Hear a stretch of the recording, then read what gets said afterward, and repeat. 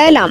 ዛሬ በታሪክ ከታዩ አስቂኝና ግራ አጋቢ ፍርዶች እንዲሁም ክሶች የተወሰኑትን እናጋራችኋለን። እንደተለመደው በቪዲዮ ውስጥ የሆነ ቦታ የምናስቀምጠውን ድብቅ ኮድ አግኝቶ ቀድሞ ኮመንት ላይ ለጻፈ 300 ብር እንሸልማለን። ድብቁን ኮድ ለማግኘት ጊዜ እንዲኖራችሁ ከሐሙስ እስከ ቅዳሜ ኮመንቱን እንዘጋዋለን። ከዛ ቅዳሜ ማታ 2 ሰዓት ኮመንቱን እንከፍተዋለን።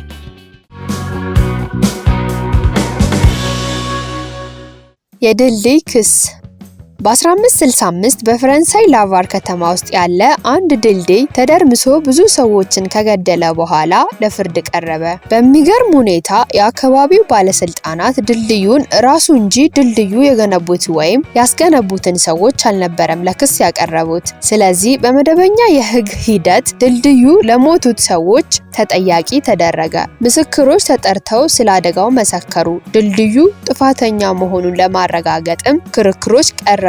በመጨረሻ ድልድዩ ጥፋተኛ ተብሎ ተፈረደበት። እንደ ቅጣትም እንዲፈርስና በአዲስ ከዚያ በበለጠ ጠንካራ ድልድይ እንዲተካ ተወሰነ። የጠፋ ሱሪ ክስ በ2005 በዋሽንግተን ዲሲ የሚኖር አንድ ሰው በጠፋች አንዲት ሱሪ ምክንያት የልብስ ማጠቢያ ቤትን $54 ሚሊዮን ጠየቀ። ሱሪውን ለማሳጠብ አስረክቦ ለመቀበል ተመልሶ ሲመጣ ሱሪውም አልተገኘም። ይህም በስሜታዊ ጉዳት ምክንያት ክስ እንዲመሰርት አደረገው። ከፍተኛ መከራ እንደደረሰበት በመናገር ብዙ ገንዘብ ጠየቀ፣ $54 ሚሊዮን። ጉዳዩ በፍጥነት የህዝብ መነጋገሪያ ሆነ። ሚዲያዎችም የጠየቀው ግዙፍ ገንዘብ በሰፊው ዘገቡ። በመጨረሻ ፍርድ ቤቱ ክሱን ውድቅ አደረገው። ሰውየውም በኢ-ምክንያታዊና ህፃናዊ ጥያቄው ምክንያት በህዝብ ፊት ተሳለቀበት። የአውራ ዶሮ ፍርድ በመካከለኛው ዘመን አውሮፓ ውስጥ እንስሳት ተወንጅለው ወደ ፍርድ ቤት መቅረባቸው የተለመደ ነበር። በ1474 በስዊዘርላንድ ባዝል ከተማ ውስጥ አንድ አውራ ዶሮ እንቁላል ጣለ ተብሎ ተከሰሰ። ይህም የጥንቆላ ምልክት እንደሆነ ይታመን ነበር። አውራ ዶሮ ወደ ፍርድ ቤት ቀረበ። ጥንቆላ ፈጽሟል ተብሎም በሞት ተቀጣ።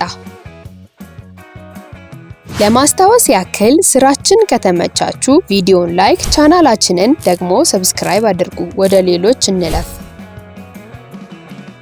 የአየር ሁኔታ ባለሙያ ክስ በ2009 አንዲት እስራኤላዊት ሴት የቴሌቪዥን ጣቢያ የአየር ሁኔታ ባለሙያ የሆነን ግለሰብ ከሰሰች። ባለሙያው ጥሩና ፀሐያማ አየር እንደሚሆን ቢናገርም በዚያን ቀን ግን ዝናብ ዘነበ። በዚህ ምክንያት ሴቲቱ ለአየሩ የማይመጥን ልብስ ለብሳ ወጥታ ጉንፋን ያዛት። እንዲሁም ሳምንት ሙሉ ከስራ እንደቀረችና ለመድኃኒት ወጪ እንዳደረገች ተናገረች። ስለዚህ $1000 ካሳ ጠየቀች። በሚያስገርም ሁኔታ ፍርድ ቤቱ በሷ ወገን በመወሰን ጣቢያው ገንዘቡን እንዲከፍል አዘዘ።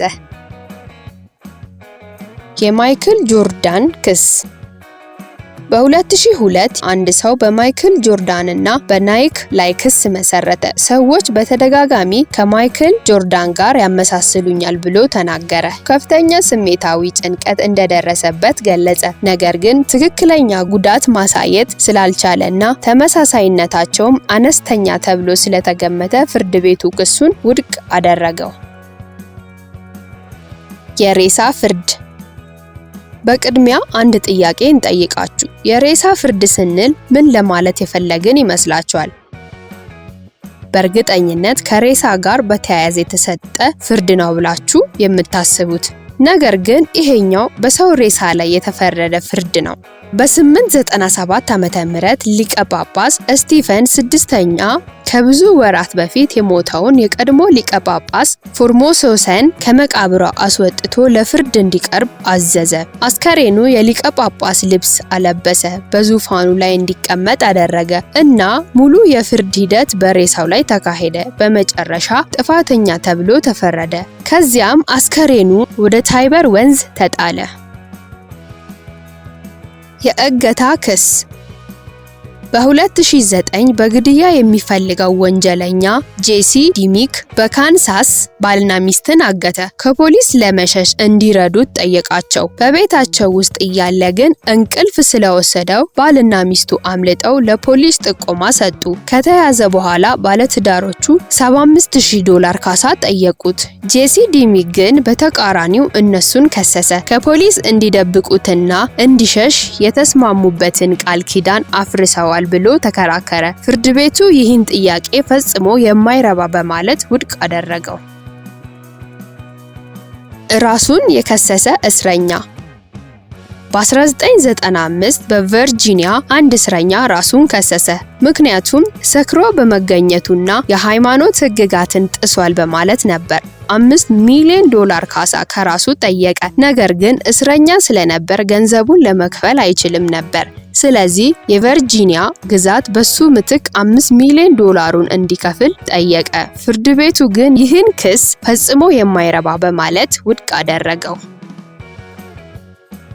በህግ ዲግሪ የያዛችሁ በጠበቃነት ወይም በአቃቤ ህግነት ልምድ አካብታችሁ ከ10 ዓመታት በኋላ ዳኛ ሆናችሁ ውስብስብ የክስ ጉዳዮች ስትፈቱ ለተበዳዮች የሚገባቸውን ፍትሃዊ ፍርድ ለመስጠት ቀን ከሌሊት ስትለፉ የነበራችሁ ዳኛ ብትሆኑና አንድ ሰው መጥቶ ራሴን ለመክሰስ እፈልጋለሁ ቢላችሁ ምን ይሰማችኋል? ከነዚህ ክሶችና ፍርዶች ውስጥ ያስገረማችሁ ወይም ያሳቃችሁ የትኛው ነው? በኮመንት መስጫ ሳጥን ውስጥ ያጋሩን። ቻናላችንን ላይክ፣ ሼር እና ሰብስክራይብ አድርጉ። ቪዲዮ ስንለቅ ደግሞ መልእክት እንዲደርሳችሁ የደውል ምልክቷን እንድታበሯት እያስታወስን በቀጣይ ሐሙስ እስከምንገናኝ በያላችሁበት ሰላም